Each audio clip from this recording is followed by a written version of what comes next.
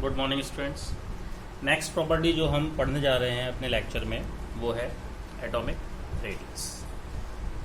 ठीक है, तो सबसे पहले तो एटॉमिक रेडियस क्या होगा। अगर हम सिंपल वर्ड्स में गए तो एटॉमिक रेडियस होगा distance from nucleus to the outer most shell. ठीक है, बात समझ में आ रही है। तो किसी भी न्यूक्लियस के एटम से उसकी आउटर मोस्ट शेल की दूरी क्या कह लेंगे, एटॉमिक रेडियस। ठीक है, तो डेफिनेशन देख लो एटॉमिक रेडियस की।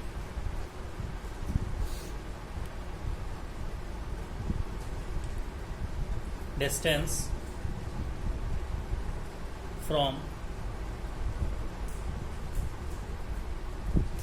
The centre of nucleus to the outermost shell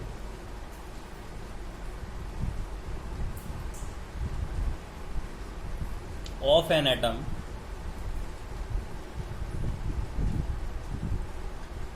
is called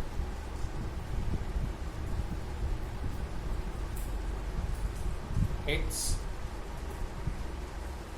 atomic radius। Okay बेटा, ये एक नॉर्मल डेफिनेशन है, बिल्कुल सिंपलर डेफिनेशन है हमारी एटॉमिक रेडियस को। लेकिन एटॉमिक रेडियस को हम जनरली 3 पार्ट्स में डिवाइड करेंगे। देखिए, पहला covalent radius, second one metallic radius,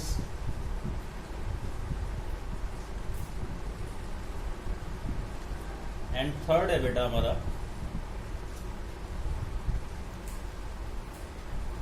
वंडरवाल्स radius. ठीक है, बात समझ में आ गई बेटा। तो देखिए, अब एटॉमिक रेडियस को इन 3 रेडियस में क्यों डिवाइड किया, क्योंकि मेनली क्या होता है, हमारे पास 3 फोर्सेस लाई करते हैं।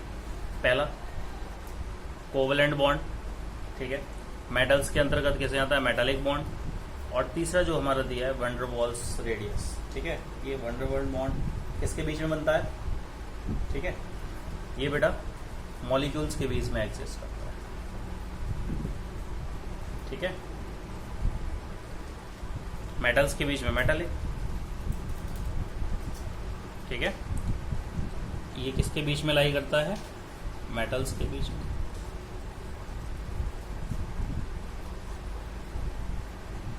ठीक है, कोवलेंट बॉन्ड। ठीक है, तो ये 3 प्रकार के फोर्सेस जो होते हैं हमारे लाई करते हैं। इसी के आधार पर हमने क्या एटॉमिक रेडियस को 3 में डिवाइड कर दिया। ठीक है, तो 3 अलग अलग टाइप के बॉन्ड्स के लिए हम क्या करेंगे, अलग अलग रेडियस को डिफाइन करेंगे। सबसे पहले बात करेंगे पहले प्रकार की, कोवलेंट रेडियस क्या है। ठीक है,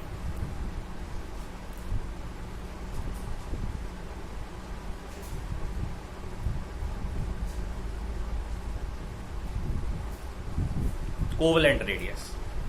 ठीक है,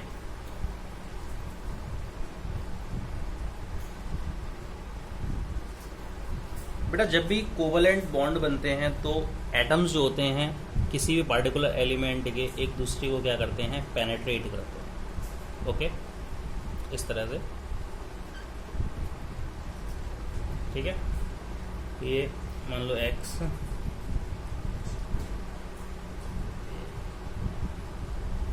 बी। ठीक है, तो जब भी बेटा कोवलेंट बॉन्ड बनेगा तो एटम जो होंगे एक दूसरे को पेनेट्रेट करेंगे। ठीक है, ये मान लिया इस वाले एटम का सेंटर है, ये इस वाले एटम का सेंटर है। ठीक है, ओके। तो इन दोनों के बीच में बेटा जो सेंटर होती है, ठीक है, तो इन दोनों के बीच की जो डिस्टेंस होती है, इसका अगर हम आधा कर देंगे उसको हम क्या कहेंगे, कोवलेंट रेडियस। ठीक है, और समझ में आ गई। तो इसको हम डिफाइन कर सकते हैं, half the radius, half the radius between centers of the nuclei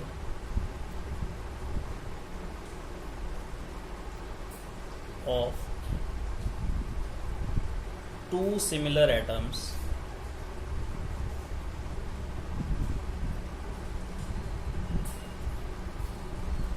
bonded by a covalent bond। ठीक है, ओके बेटा। तो इन दोनों सेंटर्स के बीच की डिस्टेंस उसका हाफ कर दें। ठीक है, वही हमारी क्या होगी, कोवलेंट रेडियस। ठीक है, बात समझ में आ गई। Half the radius between centres of nucleus of two similar atoms bonded by covalent bond, यानी कि दो एटम्स जब कोवलेंट बॉन्ड के द्वारा जुड़े हुए हैं तो उन दोनों एटम्स के सेंटर की डिस्टेंस का आधा अगर हम कर देंगे तो वो क्या कहलाएगा, हमारा कोवलेंट रेडियस कहलाएगा। ठीक है, एग्जांपल लेते हैं बेटा।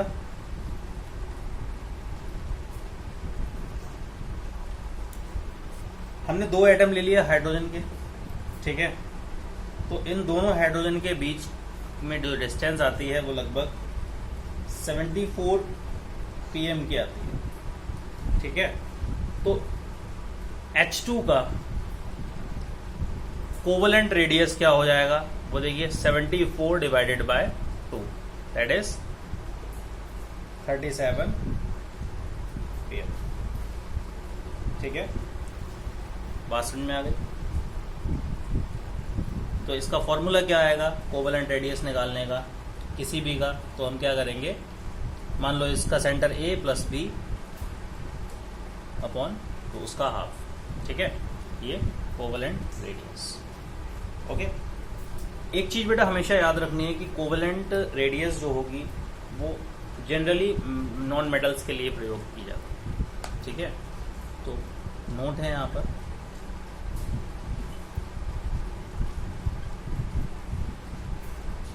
जनरली यूज्ड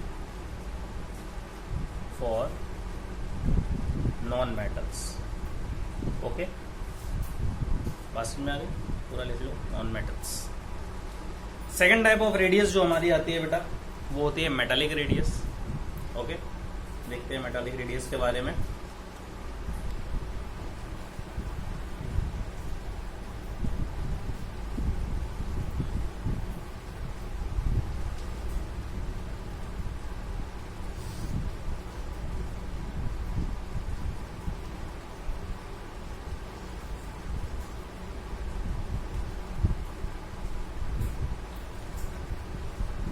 ओके, ठीक है, मेटल में क्या होता है बेटा, एक लैटिस बनता है। ठीक है, so how metal lattice form, कैसे बनता हो। ठीक है, तो मेटल्स क्या होते हैं, मेटल्स के एटम जो होते हैं बेटा एक दूसरे को पेनेट्रेट करने के बजाय क्या करते हैं, एक दूसरे को टच करके निकलते हैं, एक दूसरे के टच में रहते हैं। ठीक है, कोवलेंट रेडियस के टर्म में क्या था, कोवलेंट रेडियस के टर्म में क्या था बेटा, दोनों एक दूसरे को पेनेट्रेट कर रहे थे। लेकिन मेटालिक रेडियस के टर्म में क्या होगा, एक दूसरे को टच करके निकलेंगे, यही लैटिस होता है। ठीक है, यहां पे मान लो इस एटम का रेडियस C1 है। ठीक है, इसका C2 है, तो इन दोनों की डिस्टेंस, इन दोनों के बीच की डिस्टेंस निकालें और क्या कर दें, उसका आधा कर दें अगर, तो क्या होगा, हमारा मेटालिक रेडियस निकल आएगा। ठीक है, बात समझ में आ गई। ठीक है, तो आर मेटालिक क्या होगा, आर मेटालिक मतलब रेडियस क्या हो जाएगा, C1 प्लस C2 अपॉन 2। ठीक है, तो डेफिनेशन में लिखाऊंगा नहीं, सिर्फ समझा दे रहा हूं। कि half of the internuclear distance between two adjacent atoms in a metallic lattice, ठीक है, is known as metallic radius. What it, बात समझ में आ गया? एक नोट है बेटा, मेटालिक रेडियस जो होता है किसी भी एटम का वो कोवेलेंट रेडियस से ज्यादा होता है, यानी बड़ा होता है, ठीक है। तो metallic radius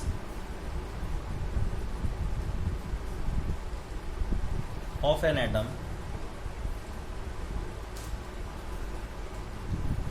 is always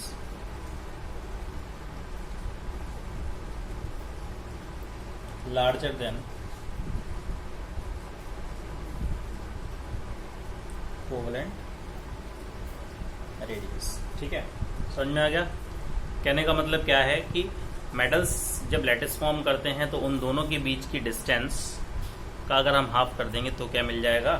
are metallic, मतलब metallic radius, R for radius और मेटेलिक, ठीक है।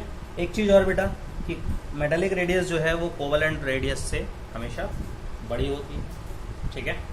नेक्स्ट हम बात करते हैं अपने थर्ड प्रकार की रेडियस के बारे में, वंडर वॉल्स रेडियस।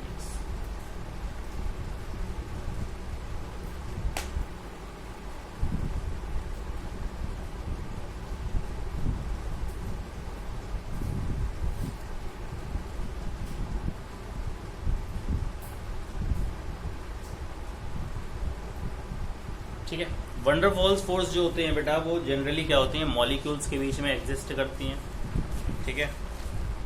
ठीक, तो वहां पे हम लिखना चाहेंगे generally exist between molecules, okay, ठीक है।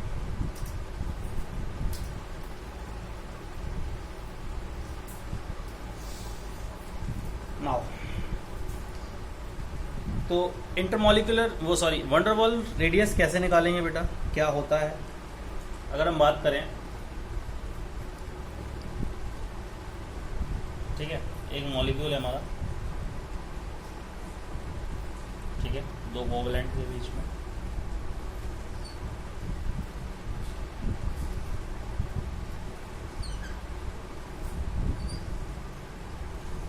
ठीक है बेटा। ये 2 मॉलिक्यूल्स हैं, मॉलिक्यूल 1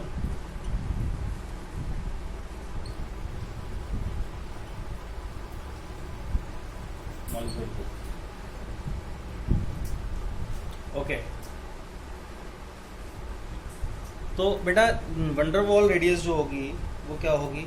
दो नेबरिंग, ये दोनों मॉलिक्यूल्स हैं, मॉलिक्यूल 1 और मॉलिक्यूल 2, ठीक है। तो दो एडजेसेंट या नेबरिंग एटम्स जो हैं, ठीक है, उनके सेंटर की बीच की डिस्टेंस का हम आधा कर देंगे, ठीक है। तो क्या मिलेगा हमें? वंडरवॉल रेडियस मिलेगा, ठीक है। बात समझ में आ गई? तो इस डिस्टेंस को क्या कह देंगे हम? Are van der Waals. इसका सेंटर आप मान लीजिए 1, इसका C2, तो आर वंडरवॉल क्या हो जाएगी?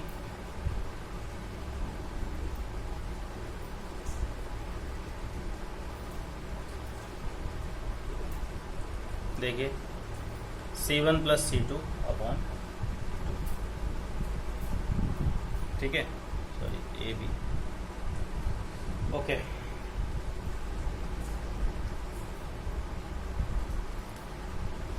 बात समझ में आ गई बेटा? तो यहां पर अगर मैं कहना चाहूंगा इसकी डेफिनेशन के बारे में तो क्या होगा? Half of the inter nuclear distance between 2 adjacent atoms, adjacent या नेबरिंग कह सकते हैं, of same element belonging to the nearest neighbouring molecules of same substance is known as van der Waals radius, ठीक है। तो कोवेलेंट रेडियस जो होगी बेटा वो वंडरवॉल से भी छोटी होगी, ठीक है। बात समझ में आ गई? तो हम कह सकते हैं यहां पर कि R covalent less than R metallic, ठीक, और लेस देन आर वंडरवॉल। ठीक है, तो कहने का मतलब क्या है, कंक्लूजन निकल के आया कि आर कोवलेंट रेडियस जो होती है, यानी रेडियस ऑफ अ कोवलेंट, ठीक है, या कोवलेंट कंपाउंड के बीच में जो रेडियस पाई जाती है वो छोटी होती है आर मेटालिक से, और आर मेटालिक जो होती है वो आर वंडरवॉल से छोटी होती है। तो सबसे बड़ी रेडियस कौन सी होती है, वंडरवॉल रेडियस, और सबसे छोटी रेडियस कौन सी होती है, कोवलेंट। ठीक है, बात समझ में आ गया। और मेटालिक रेडियस बेटा उनके लिए होगी खाली जो मेटालिक बॉन्ड फाउंड करते हैं। ओके, बात समझ में आ गई। ठीक है,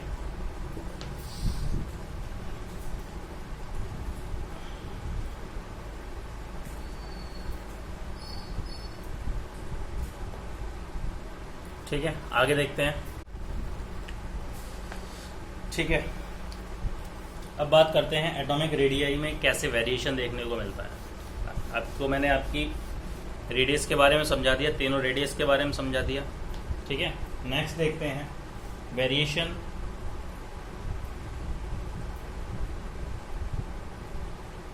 ऑफ एटॉमिक रेडियाई। ठीक है, इसको हम क्लासिफाई करके पढ़ेंगे। पहले पीरियड्स के बारे में कि पीरियड्स में मूव करने पर एटॉमिक रेडियाई के ऊपर क्या प्रभाव पड़ेगा, और फिर ग्रुप्स के। ठीक है, गॉट इट। तो बेटा पीरियड्स में जब हम लेफ्ट से राइट की तरफ मूव करेंगे, ठीक है, तो एटॉमिक रेडियाई जो होगा निरंतर डिक्रीज होगा। ठीक, तो लेफ्ट से राइट की तरफ जब हम पीरियड्स में मूव करेंगे तो एटॉमिक रेडियस जो होगा या एटॉमिक रेडियाई में होगा उसमें क्या होगा, डिक्रीज। ठीक है, एटॉमिक रेडियाई डिक्रीज। ठीक है बेटा, लेकिन ग्रुप में अगर हम टॉप टू बॉटम आएंगे इन ए पार्टिकुलर ग्रुप, टॉप से बॉटम की तरफ चलेंगे किसी भी ग्रुप में, तो एटॉमिक रेडियस बेटा क्या होगा, बढ़ेगा। Atomic radii increases. Got it. तो as we move from left to right in a period, atomic radii decreases, and when we move from top to bottom in a particular group the atomic radii increases। ठीक है, दोनों को समझ में आ गया। एक case में क्या हो रहा है, एटॉमिक रेडियाई डिक्रीज हो रहा है, और एक केस में क्या हो रहा है, इंक्रीज हो रहा है। ऐसा क्यों बेटा, ठीक है, इस केस में क्या होगा, नंबर ऑफ जो एनर्जी शेल्स है हमारे वो सेम रहेंगे पीरियड्स में, लेकिन इसमें क्या होगा, number of energy levels increase होंगे। ठीक है, और न्यूक्लियर चार्ज जो होगा बेटा, यहाँ पर क्या होगा, नंबर ऑफ शेल्स वही रहेंगे, लेकिन इलेक्ट्रॉन्स की संख्या जो होगी वो निरंतर बढ़ती जाएगी। तो न्यूक्लियर चार्ज इसमें इंक्रीज होगा, और क्या होगा, एटॉमिक रेडियस उसके बीच में न्यूक्लियर जो अट्रैक्शन फोर्स है वो इंक्रीज हो जाएगा, और एटॉमिक रेडियस जो है वो छोटा हो जाएगा, यानी एटम का साइज जो होगा वो छोटा हो जाएगा। लेकिन इस केस में क्या होगा, एनर्जी लेवल्स इंक्रीज हो जाएंगे। ठीक है, ऊपर से नीचे के आने के बाद, जैसे हम अगर हाइड्रोजन की बात करें, ठीक है, तो उसमें केवल एक एनर्जी लेवल है के। ठीक है, उसके बाद अगर हम इसी के जस्ट नीचे वाले एलिमेंट की बात करते हैं Li की, तो उसमें 2 एनर्जी लेवल्स हैं। ठीक, जस्ट इसके आगे और बात करते हैं सोडियम की, तो देखिए ये न्यूक्लियस हो गया सोडियम का। ठीक है, ये न्यूक्लियस हो गया लिथियम का। इसमें देखिए के में 2 इलेक्ट्रॉन्स, एल में बेटा फिर 8 इलेक्ट्रॉन्स। ठीक, उसके बाद में लास्ट वाले और 1। तो यहाँ देखिए कंटिन्यूसली इंक्रीजमेंट दिख रहा है हमें शेल्स के। ठीक है, तो इसलिए क्या होगा, ग्रुप्स में जब हम टॉप से बॉटम मूव करेंगे तो एटॉमिक रेडियाई इंक्रीज होगा। क्यों इंक्रीज होगा, क्योंकि वहाँ पर हमें एनर्जी शेल्स में इंक्रीज देखने को मिल रहा है, कि यानी एनर्जी शेल जो है वो बढ़ रहा है। ठीक है, यहाँ पर क्या हो रहा है, एनर्जी लेवल सेम है लेकिन इलेक्ट्रॉन्स की संख्या बढ़ रही है, जिससे उनके बीच में जो अट्रैक्शन फोर्स है वो भी बढ़ रहा है और एटॉमिक रेडियस छोटा हो रहा है। ठीक है, बात समझ में आ गई। तो नेक्स्ट देखते हैं। नेक्स्ट प्रॉपर्टी बेटा हम पढ़ेंगे केमिकल रिएक्टिविटी। ठीक है,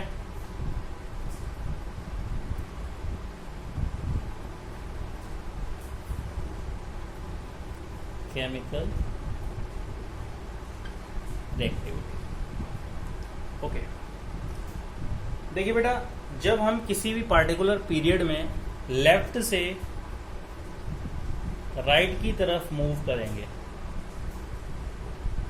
तो केमिकल रिएक्टिविटी किस एलिमेंट्स की क्या होगी, पहले तो डिक्रीज होगी उसके बाद इंक्रीज होगी। ठीक है, बात समझ में आ रही है। तो chemical reactivity first decreases then increase. कैसे, देखिए, अगर हम थर्ड पीरियड एलिमेंट्स की बात करें तो सोडियम, फिर magnesium, aluminium, silicon, phosphorus, sulphur, chlorine.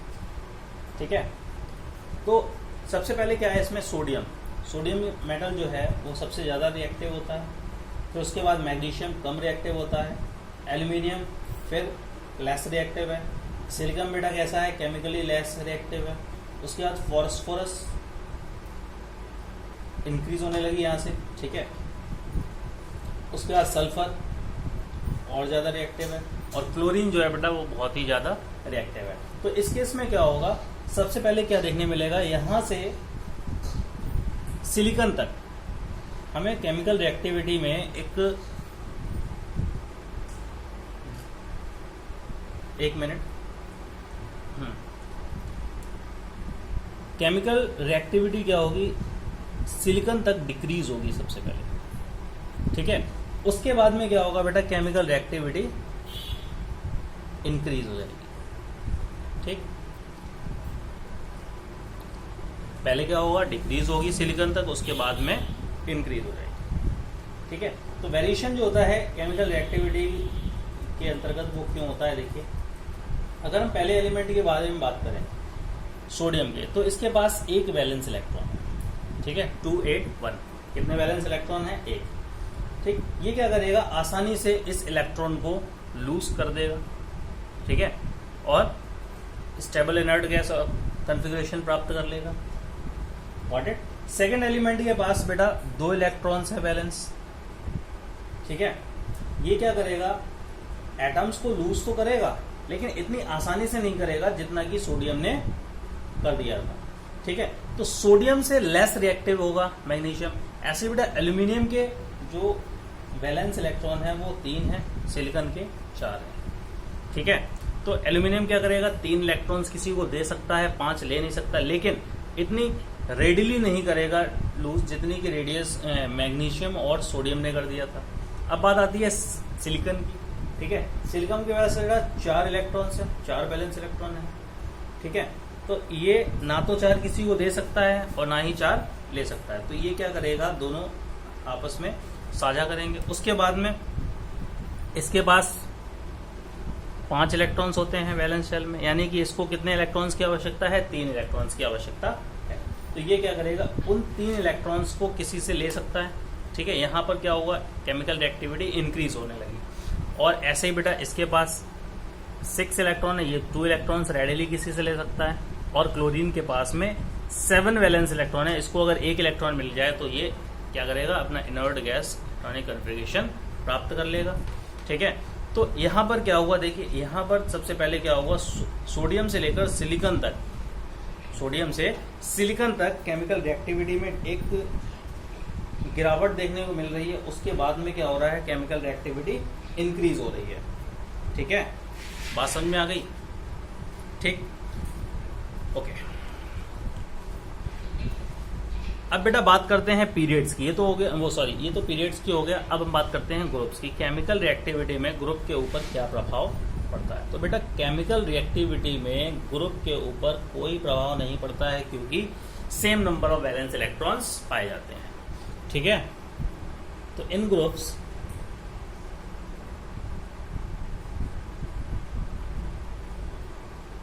number of valence electrons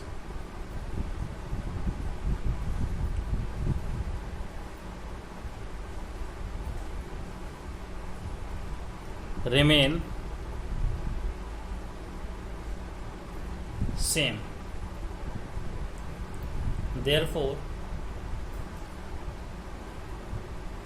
there is no change in chemical reactivity. बात समझ में आ गई? ठीक है, नेक्स्ट प्रॉपर्टी देखते हैं आप. ओके बेटा, ये कुछ प्रॉपर्टीज़ थी हमारी, कैसे वेरिएशन देखने को मिल रही थी पीरियड्स में और ग्रुप्स में जब हम मूव कर रहे थे लेफ्ट से राइट या टॉप से bottom.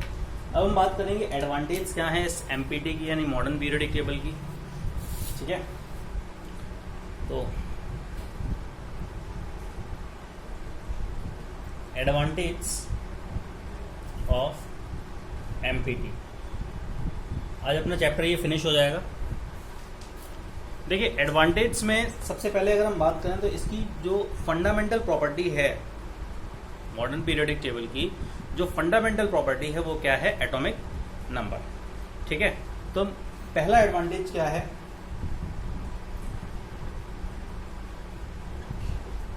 Table is based on more fundamental property.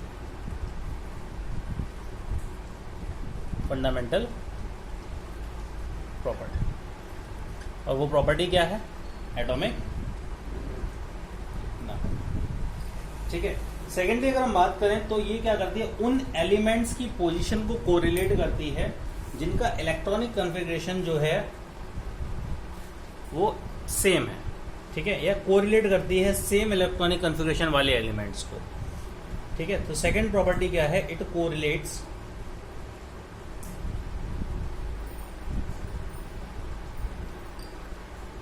position of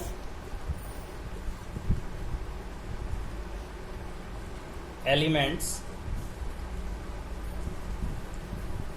with same electronic configuration. ठीक है, बात समझ में आ गई? थर्ड बात करें बेटा, इसको याद रखना बहुत ही आसान हो गया है और बनाना भी, रिप्रोड्यूस करना भी. ठीक है, क्योंकि एटॉमिक नंबर के आधार पर बेस्ड है तो it is easy to remember and reproduce. Fourth अगर बात करें, प्रत्येक ग्रुप जो होता है बेटा वो एक इंडिपेंडेंट ग्रुप है. ठीक है, उसमें कोई भी किसी भी प्रकार के जो सब ग्रुप पहले हमने रखे थे मेंडलीव पीरियोडिक टेबल में, जो सब ग्रुप देखने को मिले थे वो नहीं है. ठीक है, तो क्या है? सब ग्रुप इंडिपेंडेंट, सब ग्रुप देखने को नहीं मिलते हैं, सब ग्रुप्स इंडिपेंडेंट.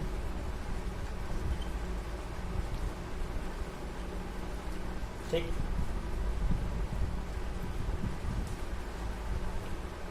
जितने भी ट्रांजिशन एलिमेंट्स हैं उनको सबको इसमें क्या कर दिया गया? बीच में स्थान दे दिया गया. ठीक है, और लेफ्ट पोर्शन और राइट पोर्शन के. ठीक, एक चीज और बेटा, इस पीरियोडिक टेबल के जरिए हमें आइसोटॉप्स को कोई भी पर्टिकुलर पोजीशन देने की आवश्यकता नहीं पड़ी, क्योंकि आइसोटॉप्स क्या होते हैं? जिनका एटॉमिक रेडियस जो होता है वो इक्वल होता है, और वो एटॉमिक नंबर जो होता है वो सेम होता है, लेकिन मास नंबर जो होता है वो डिफरेंट होता है. तो क्योंकि ये जो पीरियोडिक टेबल है हमारी मॉडर्न पीरियोडिक टेबल या long form of periodic table है, वो टोटली किसके ऊपर बेस्ड है? एटॉमिक नंबर के ऊपर है. तो इसके लिए हमें आइसोटॉप्स के लिए कोई भी पार्टिकुलर प्लेस को असाइन करने की आवश्यकता नहीं. Okay,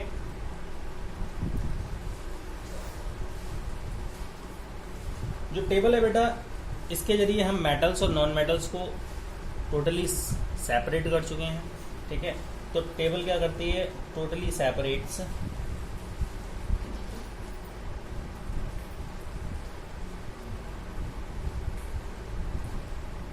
metals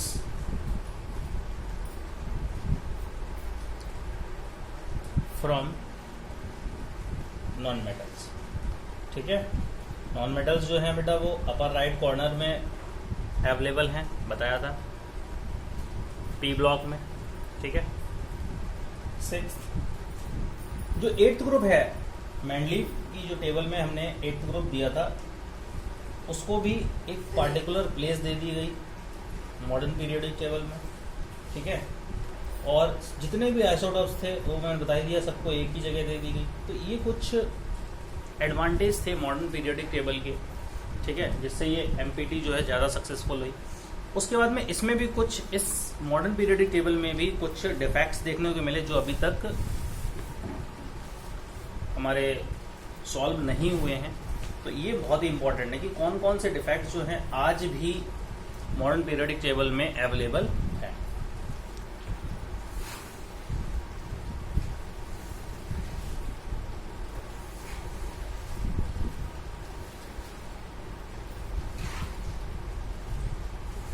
defects in empty या long form of periodic table या मॉडर्न पीरियोडिक। पहला डिफेक्ट बेटा ये है कि जो हमारा हाइड्रोजन एलिमेंट है उसको एक फिक्स्ड पोजीशन आज तक नहीं मिली। ठीक है, वो फर्स्ट ग्रुप में भी रख दिया जाता है और 17th ग्रुप में भी रख दिया जाता है, क्योंकि दोनों की प्रॉपर्टी दिखा रहा है। फर्स्ट ग्रुप में एक इलेक्ट्रॉन को लूज कर सकता है, ठीक है, और क्या बना लेगा H+। और सेकंड केस में क्या करेगा बेटा, 17th ग्रुप में उसको अगर एक इलेक्ट्रॉन मिल जाएगा तो वो हीलियम के नियरेस्ट इनर्ट गैस ऑक्टेट पूरा कर लेगा अपना। तो सबसे इंपॉर्टेंट जो दोष है इस पीरियोडिक टेबल का क्या है, वो position of hydrogen is not fixed. अभी तक फिक्स नहीं हुई टिल नाउ। सेकेंडली अगर हम बात करें जो लैंथेनाइड और एक्टेनाइड्स हैं, ठीक है, उनको पीरियोडिक टेबल की मेन बॉडी में स्थान नहीं दिया गया।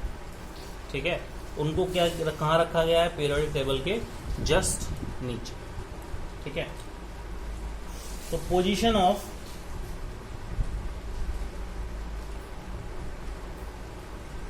lanthanides and actinides has not been given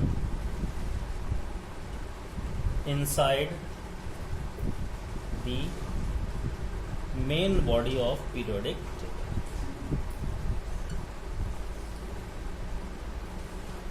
periodic table. ठीक है, बात समझ में आ गई। ठीक, तो ये दो मुख्य डिफेक्ट्स से हमारी जो इस मॉडर्न पीरियोडिक टेबल में देखने को मिले। थर्ड एक और है कि ये क्या करती है, जो इलेक्ट्रॉन्स का एग्जैक्ट डिस्ट्रीब्यूशन है कुछ ट्रांजिशन एलिमेंट्स का या इनर ट्रांजिशन एलिमेंट्स का, उसको स्पेसिफाई नहीं करती है। ठीक है, तो ये दो मेन हैं, आपको इन्हीं को याद रखना है। ठीक है, नेक्स्ट देखते हैं कंपैरिजन दोनों के अंतर्गत क्या है मॉडर्न पीरियोडिक टेबल और मेंडलीव्स पीरियोडिक टेबल में। और ये लास्ट टॉपिक है हमारा comparison.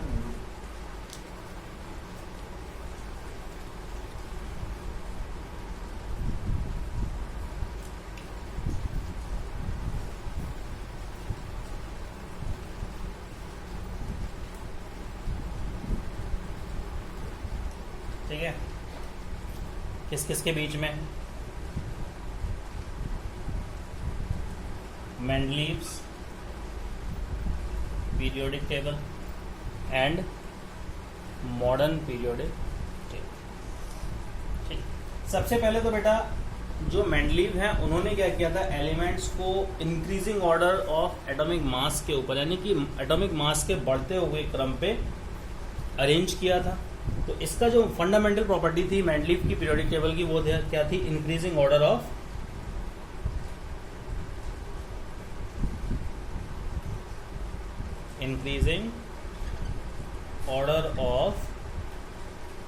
Atomic mass.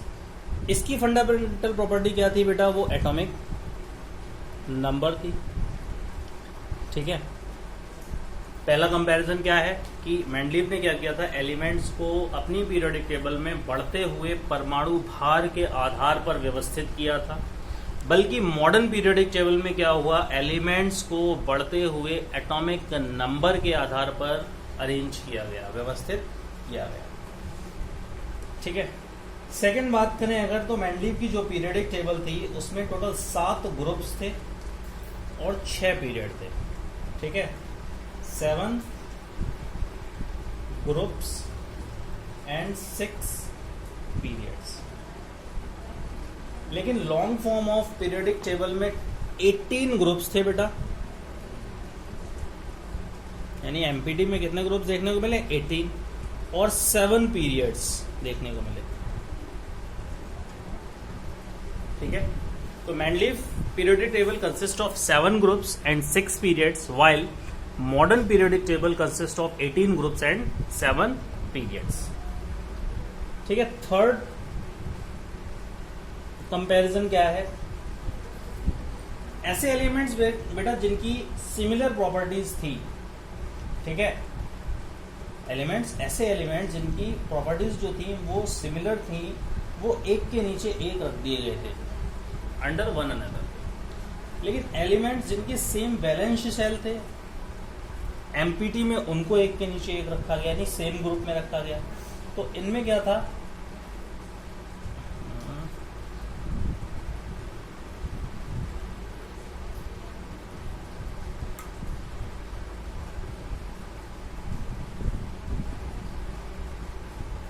Elements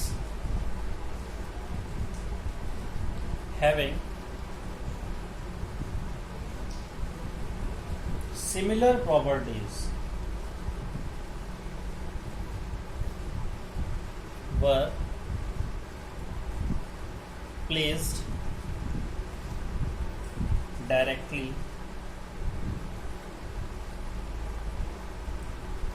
under one another.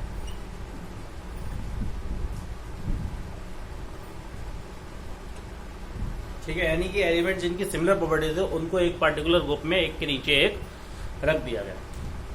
Modern periodic table में क्या हुआ, जो एलिमेंट्स जिनके सेम बैलेंस सेल थे, elements having same valence shell, ठीक है, are present in same period.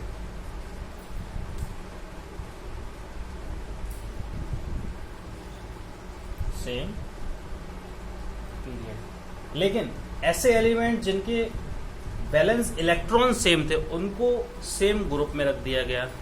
ठीक है, elements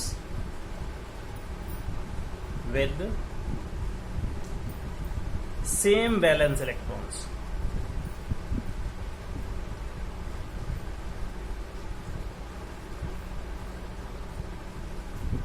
are placed in same group. ठीक है, शॉर्ट फॉर्म में, स्पेलिंग गलत नहीं है। ठीक, 2 और कंपैरिजन रहेगा, जल्दी से देख लें और इस टॉपिक को आज खत्म करें।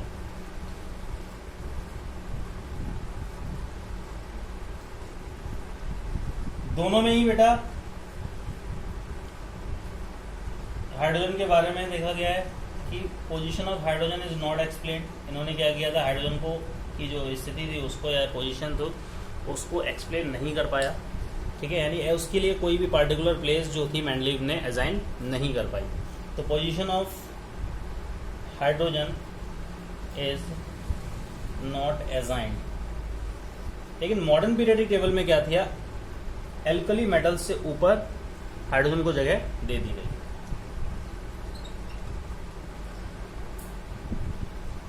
Hydrogen is placed above alkali metals। ठीक है, फिफ्थ, मॉडर्न पीरियोडिक टेबल के अंतर्गत आपने देखा बेटा मेटल्स को लेफ्ट साइड में जगह दी गई। ठीक है, नॉन मेटल्स को राइट साइड में दी गई। लेकिन मेंडलीव की पीरियोडिक टेबल में क्या था, इन्होंने मेटल्स और नॉन मेटल्स की पोजीशन के बीच में कोई भी डिस्टिंग्विश यानी अंतर स्पष्ट नहीं कर पाया। तो नो डिस्टिंग्विशिंग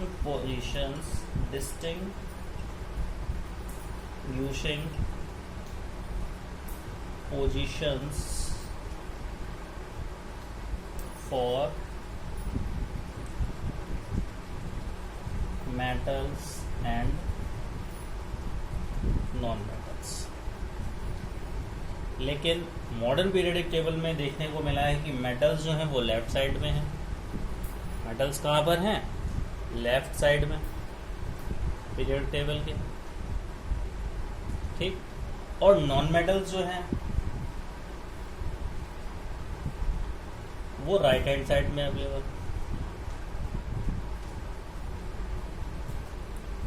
ओके, तो जो मेटल्स और नॉन मेटल्स थे मैंडलीव की पीरियोडिक टेबल में वो मिक्सअप थे बेटा, उनको कोई भी डिस्टिंग्विशिंग पोजीशन यानी अलग अलग पोजीशन में व्यवस्थित नहीं किया गया था। लेकिन मॉडर्न पीरियोडिक टेबल में क्या हुआ, जो मेटल्स हैं हमारे वो लेफ्ट हैंड साइड में अवेलेबल हैं, ठीक है, अरेंज्ड हैं, और नॉन मेटल्स जो हैं वो राइट हैंड साइड में अरेंज्ड हैं।